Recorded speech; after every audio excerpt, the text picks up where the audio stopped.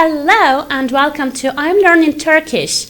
It's me, Anastasia Krajnichenko, who will be your Turkish teacher today. As you probably remember, we studied personal affixes and possessive affixes as well. So today, I will remind you about possessive affixes, we'll tell some interesting details about them, and also we will learn one more case in Turkish, which is very, very useful. So let's start from some details about our possessive affixes. So let's review the order of affixes.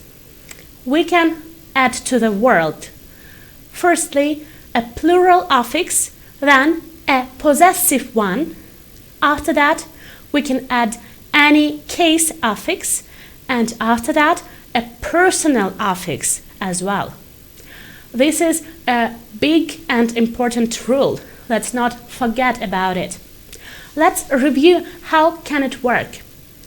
First of all, let's take only possessive affix and case affix. For example, arabamıza, to our car. Bebeğimde, bebeğimde, at my baby. So let's make it a bit more complicated. Let's review what will happen if we have a plural than case affix and, for example, a personal one. Sizlerdenim, sizlerdenim. I am the one from you all. Yeah, very interesting word. You see how much words did we need to make it in English, but it's only one in Turkish. Very, very nice language, isn't it? So let's see another one. İstanbullulardasın. İstanbullulardasın. You are at guys from Istanbul. And the most complicated one, which normally Turks are forming every day, it's everyday speech, it's not something like too complicated for Turks, is then we take all of those affixes into only one word. As an example, arkadaşlarınızdasınız. Arkadaşlarınızdasınız. You are at your friends. Yeah, it's the whole sentence in English. Akrabalarımdayım. Akrabalarımdayım. I am at my relatives. Yes, cool and interesting. How could we form only one word in Turkish and it's equivalent of one English sentence? Let's move on. If we add a case to possessive affix of his, her, or its, which is I, o, u, or si, su, su, we need to firstly add the n before the case we are adding. No matter if this case is beginning with a vocal or with a consonant. As an example, onun odasından. Onun odasından. From his room. So actually, if we wouldn't know this rule, we could just form onun odasından. But yeah, it kind of doesn't look nice for Turks. Let's try once again. Onun kedisine. Onun kedisine. To his cat. Again, e starts with a vowel, but anyways, we are adding n before it. And here it's even more reasonable because two vowels in Turkish are impossible to meet. Then our last example, onun oyununda. Onun oyununda. In his game. Again, we see u as a possessive affix. We see n as the adding before the case and da as our locative case. So that's nice enough. Let's remember this rule. It will save our lives later and make Turkish people understand us more clear when we talk. So let's move on to our relatives. Of course, we have spoken about family before, but we spoke about really close family members. Now let's talk about the core family, which is not bounded by blood, you know, and also about some another terms. First of all, we can name our parents in Turkish as really official ebeveynler, where one parent is ebeveyn. It is pretty old word. It came from Arabic. So in normal, logical speech, Turks are using word anne baba, which is literally mother and father as parents. So you can use ebeveynler if you are talking officially, and anne baba if you are speaking with your friend. After that, eş is a spouse. And no matter, of course, is it a man or woman. And Turks kind of prefer this one more than wife or husband, which are karı, wife, and koca, husband. Probably Turks think that spouse seem a bit nicer. And of course, when we are talking about their husband's wife and so on, they are using possessive affixes. They never say eş. They are saying eşim. So after that, of course, when you are getting married, you are getting some interesting relatives, such as kayınpeder, which is father-in-law, and kayınvalide, mother-in-law. Also, in daily speech, you can name her kaynana, which is kayınanne, kinda. And of course, if you, my nice viewers, have some step-brothers or step-sisters and maybe a stepmother or father, you will use a word üvey, with a relative name. As an example, üvey anne, a stepmother, üvey baba, stepfather, and so on. Also, when we are changing our marital status, we need to talk about it. Otherwise, Turks like to ask about your marital status a lot. It is medeni hal in Turkish. So, bekar is single, as me, for example. Yeah, notice it. I'm still single, babes.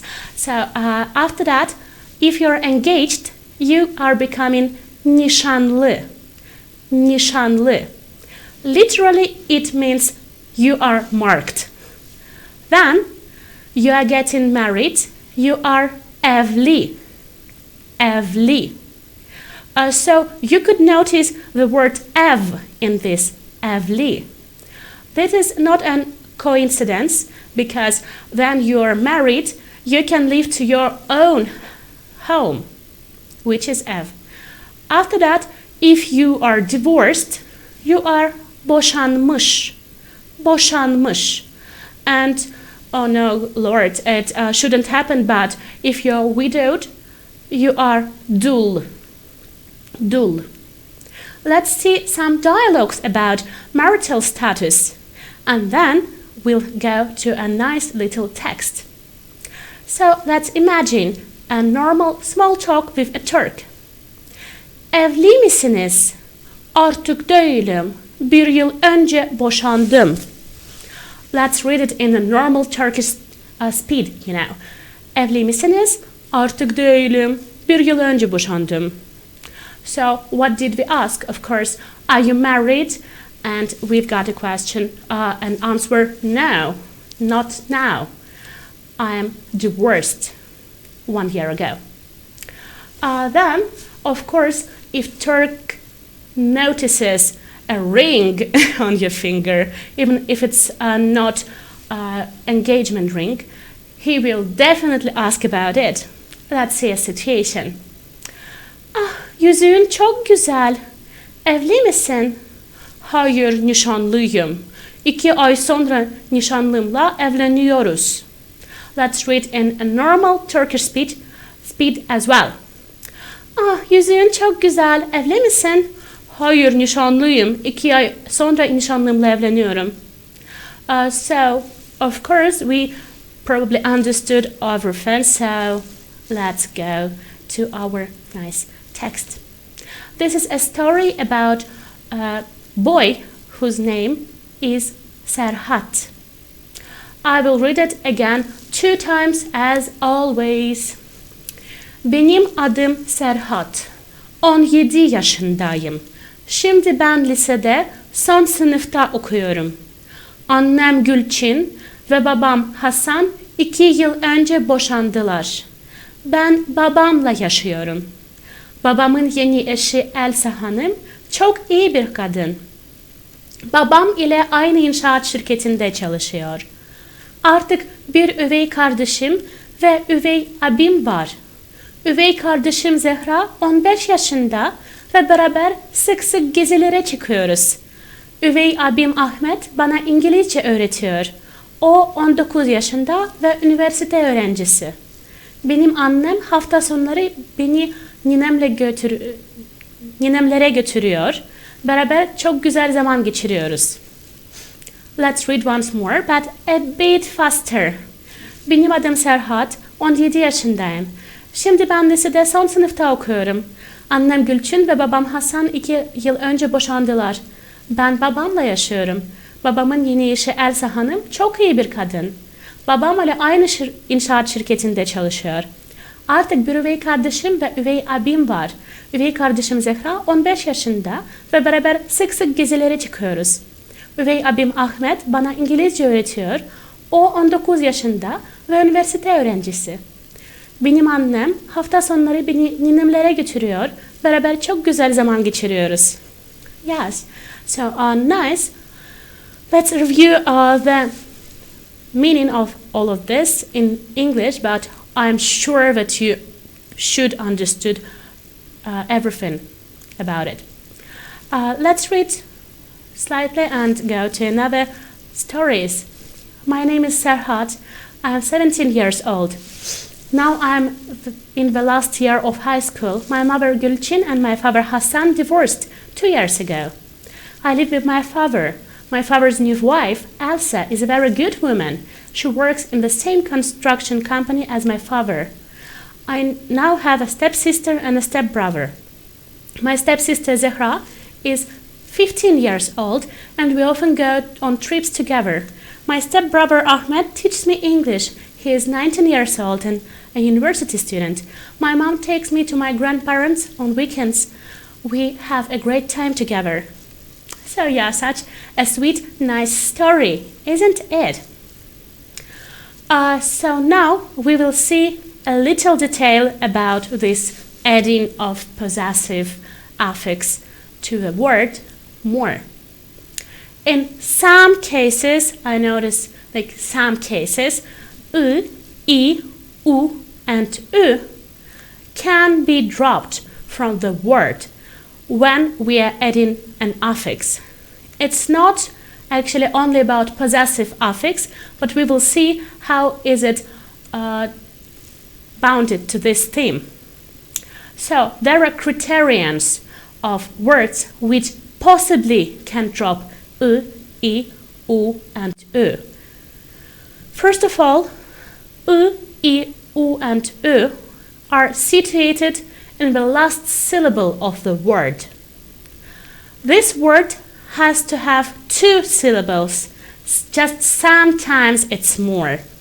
This word ends with a consonant. This is really important. And the affix which is added to the word should start with a vowel.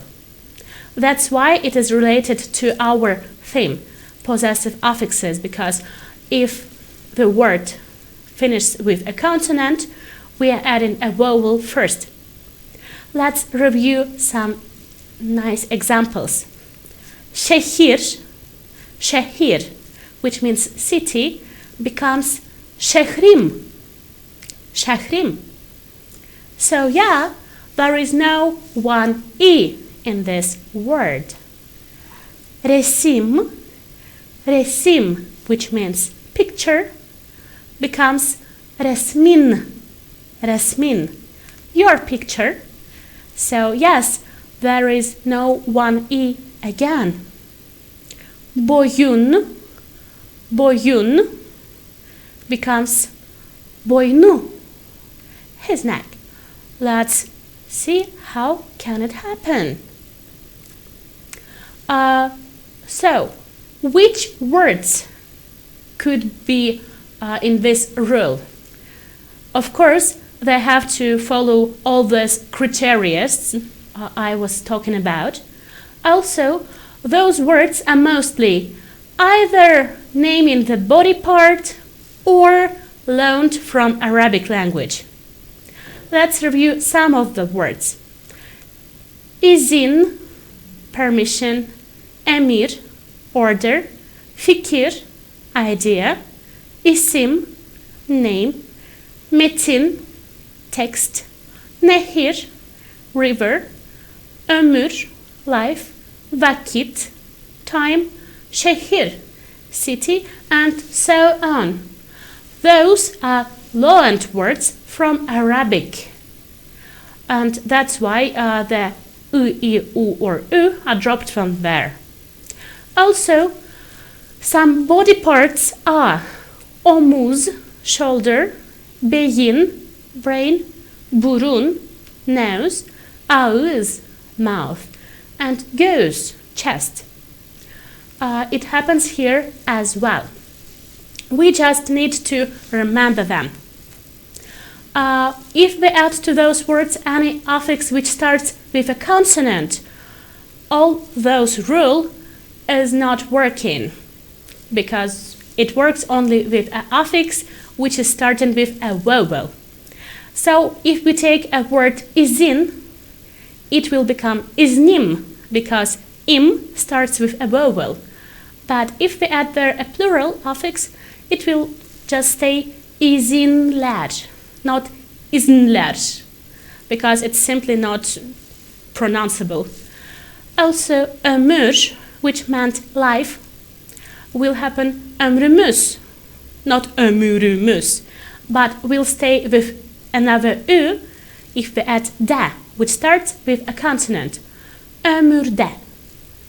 Burun, the nose, will happen burnu, his nose, but burunlarından will contain all u of the normal original word. Is it fun? Yes, of course. So let's see a dialogue which will contain some words which we need to remember. They are marked with yellow. Hayatım, bir fikrim var.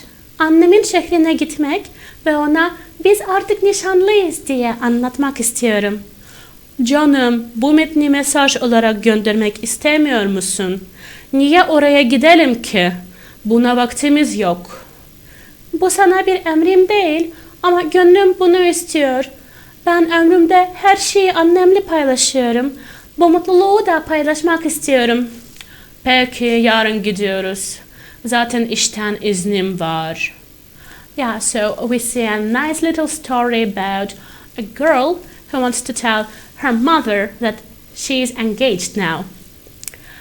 Let's see the translation, and I'm sure that you noticed all the important words here. Darling, I have an idea. I want to go to my mother's city and tell her we are engaged now. Dear, don't you want to send this text as a message? Why should we go there? We don't have time for this. This is not my command to you, but my heart desires it. I share everything in my life with my mother, and I want to share this happiness as well. Well, we are leaving tomorrow. I'm already off work. So yeah, such a typical story, I guess. So let's see a bit more about dialogues. This is a typical dialogue which could happen in a Turkish small talk. Siz kaç kardeşsiniz? 2 kardeşiz. Bir ablam var. Senin kaç kardeşin var? Kardeşim yok. Ben ailemde tek çocuğum. Peki nineler ve dedenlerin sağ mı? Evet, anneannemler Ankara'da. Babaannemler bizimle aynı evde yaşıyorlar. Ya seninkiler? Babamın babası vefat etti. Ancak başkaları çok şükür sağ. Allah rahmet eylesin. Amin. Let's see some important phrases here, like phrases and also words. So, the first way to ask how much brothers and sisters do you have is to ask kaç kardeşsiniz? How much siblings are you, literally. Also, we can ask it as senin kaç kardeşin var? Senin kaç kardeşin var? How much siblings do you have? If you're only child, you can say ben ailemde tek çocuğum. Also, if we are going to ask if someone from your family is alive or not, we will ask sağ mı? Sağ is like healthy, alive. And if someone is dead, sadly, we could say vefat etti. Vefat etti, died, passed away. And also, if you hear that someone has passed away, you will say Allah rahmet eylesin. Let Allah bless his soul, his or her. Let's see the translation of all this dialogue, and our first part will be done here. How many siblings are you? We are 2 siblings. I have an older sister. How many siblings do you have? I don't have any siblings. I'm an only child. Well, are your grandparents alive? Yes, my mother's parents live in Ankara. My dad's parents live in the same house with us. What about yours? Only my father's father passed away. Others are alive. God bless his soul. Amen. So, in our second part of the program, we will see a new case in Turkish. Are you excited? Me a lot. So don't change channel and see you soon.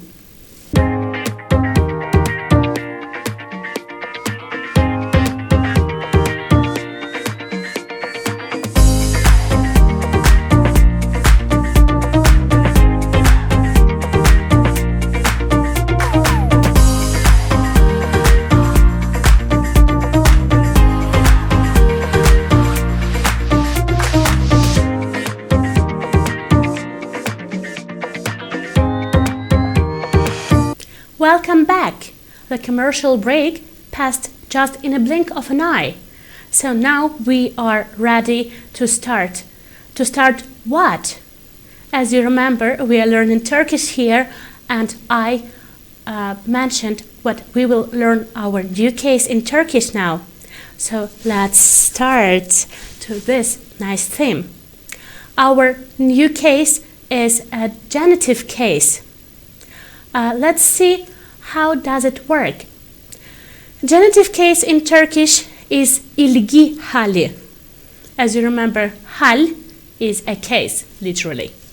So this case works as possessive affix s in English, which is really, really important.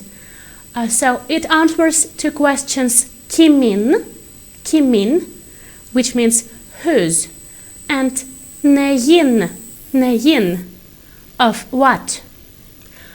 We can add it after consonants as in, un, or ün.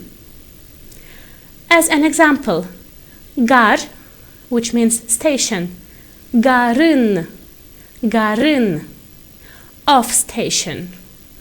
Ev, which means house, evin, evin, of house or houses, something. Oyun, which means game, oyunun, games, or something of game.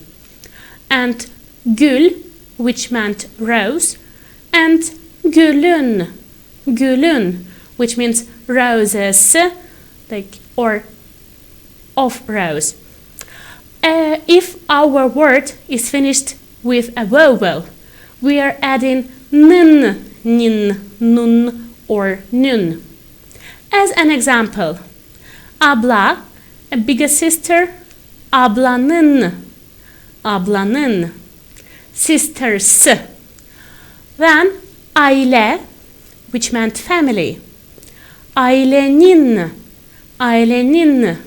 families or of family. Kutunun, from a word kutu, box. So kutunun meant something of box or boxes, something. And kötü, which meant bad. Kötünün, bad ones, as example, wishes. Let's see how it works, but just in some details. So, if we are putting the word with genitive case in the end of our sentence, we are just leaving it on its own. Let's see. As an example, bu araba senin mi? Hayır, araba Ahmet'in. Benim arabam evde. Bu araba senin mi? Hayır, araba Ahmet'in. Benim arabam evde. So we can see, is this your car? No, this car is Ahmet's. My car is at home. So we will see that Ahmet'in is translated as Ahmet's. Şu kitap kimin? Kitap Ebru'nun. Şu defter de onun. Şu kitap kimin? Kitap Ebru'nun. Şu defter de onun. Whose book is it? Or, as translated literally, this book is whose. This book is Ebru's. This notebook as hers as well. So let's see the last but not the least example. Para hiç kimsenin mi? O zaman ben alıyorum. Para hiç kimsenin mi? O zaman ben alıyorum. Is this money nobody's? Or then I'm taking it. So, as we understood, hiç kimsenin here is nobody's. But what will happen if we will put our word with genitive case not in the end of the sentence? Let's see. So, first of all, according to the speaker, as an example, Ahmet and Ebru in our previous slides are he, she, or it. Like mostly Ahmet is he, Ebru is she. So all of it in Turkish is o. So Ahmet'in or Ebru'nun in Turkish is a simple onun, which we reviewed before as a possessive pronoun. Here we can think that if the word with the genitive case is not in the end of the sentence, we will need to add a possessive affix to the word after it, which is of course related to it, not just a random word. So let's see. Bu araba Ebru'nun. Here we don't need to do anything because Ebru'nun is in the end of the sentence. But bu Ebru'nun arabası. As you see, if Ebru'nun is in the beginning of the sentence, we need to add the possessive affix s after the word araba. This is Ebru's car. So, as we understand, we could use both ways, but of course, Ebru's car, Ebru'nun arabası, is more widespread. Let's see another thing. Can we just simply add our affix of case, like genitive affix, and don't add our possessive affix after second word? Of course, no. So we can't say annemin apartman. Annemin apartman is run. We can say annemin apartmanı, the house of my mother. We can't say Hatice'nin tencere. Hatice'nin tencere is not working. Hatice'nin tenceresi. It will be like Hatice's pan. Köpek balığının diş is not working as well. Köpek balığının dişi works good. This means the teeth of a shark. And last example, Ankara'nın sokaklar doesn't work as well. We need to make it Ankara'nın sokakları with an ı in the end. Which means, yes, I can't hear you. Yeah, it means the streets of Ankara. Let's see a nice text which includes our new theme, our genitive cases a lot. En yakın arkadaşım Murat. Murat 25 yaşında ve Ankara'da oturuyor. Murat'ın ailesi de orada yaşıyor. Ancak Murat ailesinin evinde kalmıyor. Çünkü Murat'ın kendi şirketi var ve güzel para kazanıyor. Murat'ın annesi Oya Hanım avukat. Her gün erkenden ofisine gidiyor. Murat'ın annesinin ofisi çok geniş ve güzel. Murat'ın babası Bülent Bey emekli doktor. Murat'ın ailesinin evine o bakıyor. Murat'ın kız kardeşi yok ama bir ağabeyi var. Ağabeyinin adı Selim. O da babası gibi doktor oldu. Ağabeyi boşanmış. Murat evli değil ama Esma adlı bir kız arkadaşı var. Esma da Murat'ın şirketinde çalışıyor. Esma'nın mesleği muhasebecilik. So, as you probably noticed, this text is full of our nice genitive case. But let's read it once more, but a bit faster as a regular Turks. En yakın arkadaşım Murat. Murat 25 yaşında ve Ankara'da oturuyor. Murat'ın ailesi de orada yaşıyor. Ancak Murat ailesinin evinde kalmıyor. Çünkü Murat'ın kendi şirketi var ve güzel para kazanıyor. Murat'ın annesi Oya Hanım avukat. Her gün erkenden ofisine gidiyor. Murat'ın annesinin ofisi çok geniş ve güzel. Murat'ın babası Bülent Bey emekli doktor. Murat'ın ailesinin evine o bakıyor. Murat'ın kız kardeşi yok ama bir ağabeyi var. Ağabeyinin adı Selim. O da babası gibi doktor oldu. Ağabeyi boşanmış. Murat evli değil ama Esma adlı bir kız arkadaşı var. Esma da Murat'ın şirketinde çalışıyor. Esma'nın mesleği muhasebecilik. So yeah, this is a story of a life of my friend Murat. So now let's translate it in case if you didn't understand something. So let's see. Murat is my best friend. Murat is 25 years old and lives in Ankara. Murat's family also lives here, but Murat does not stay at his family's house because Murat has his own company and earns good money. Murat's mother Oya Hanım is a lawyer and she goes to her office early every day. Murat's mother's office is very spacious and beautiful. Murat's father, Bülent Bey, is a retired doctor. He takes care of Murat's family's house.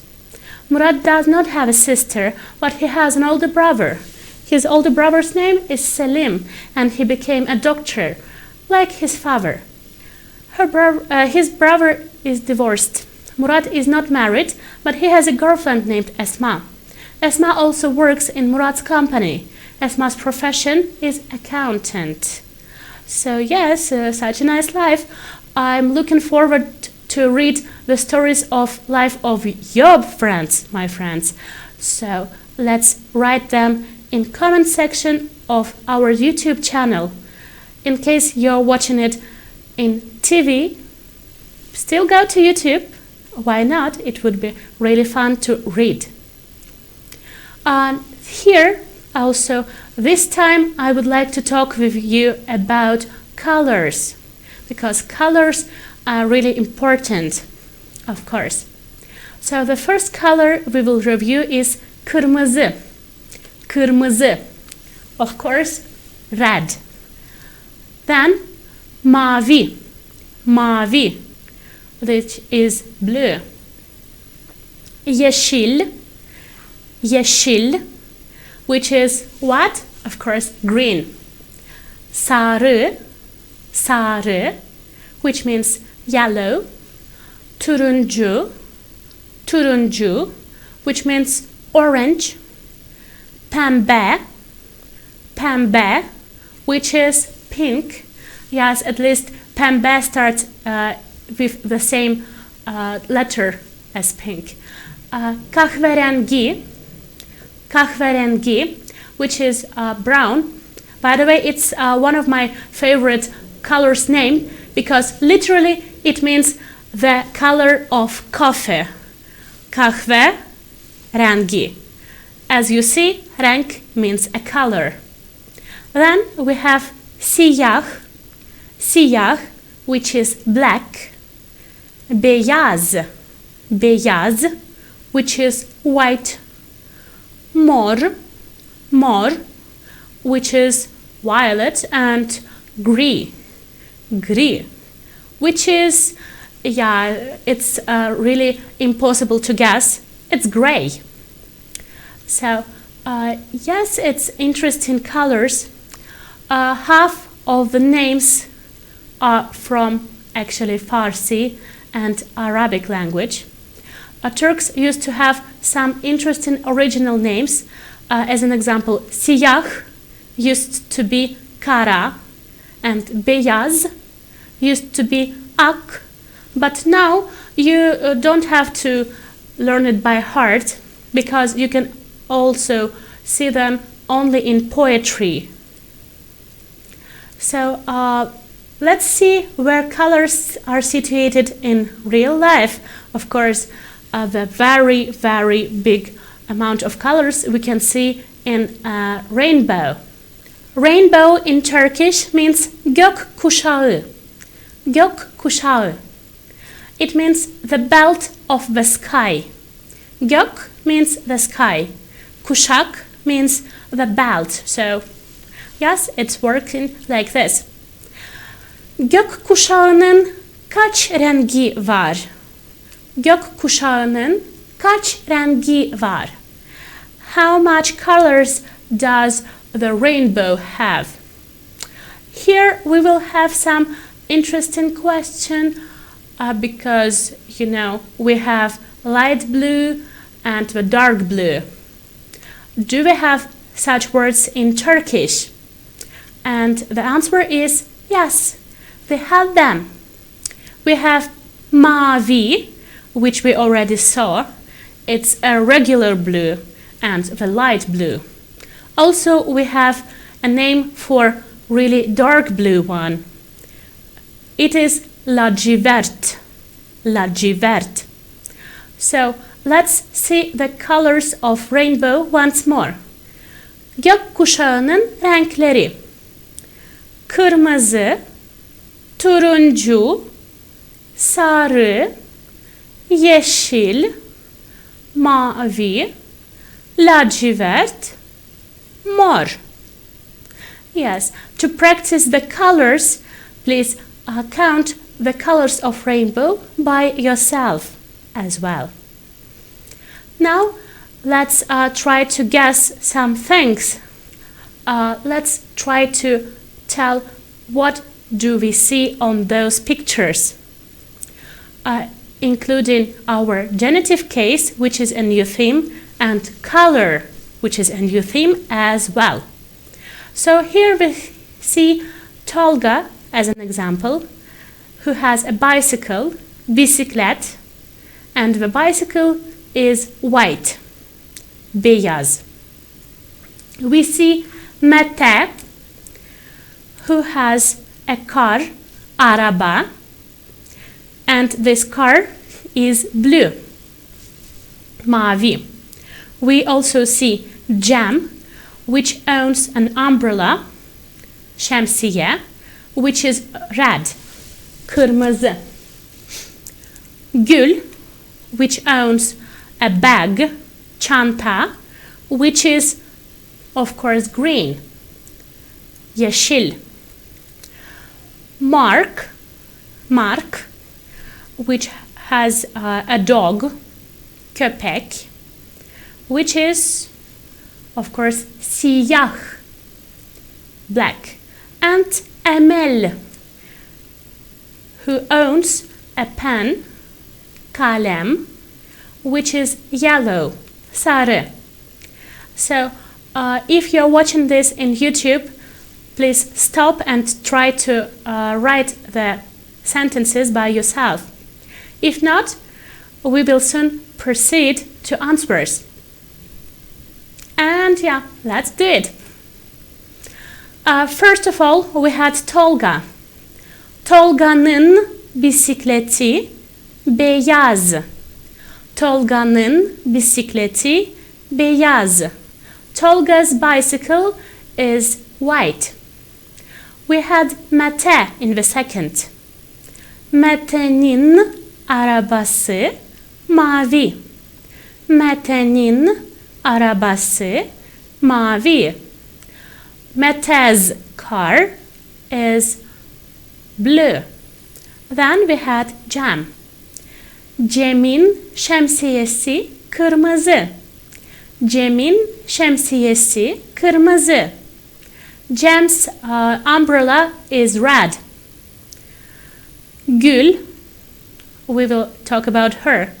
Gül'ün çantası yeşil. Gül'ün çantası yeşil. Gül's bag is green. Mark'ın köpeği siyah. Mark'ın köpeği siyah. Mark's dog is black. And Emel'in kalemi sarı. Emel'in kalemi sarı. Emel's pen is yellow. So here we are. We finished learning our genitive case, and today also we have learned a lot about our possessive affixes. So it makes me really excited. Next time we will learn how to get the directions from Turkish people, how to tell where you are and where do you need to go. We will talk about all these interesting things in next time. Please watch NTR TV and I'm Learning Turkish. It was me, Anastasia Kronichenko, and I'm waiting you for our next lesson soon. Bye bye.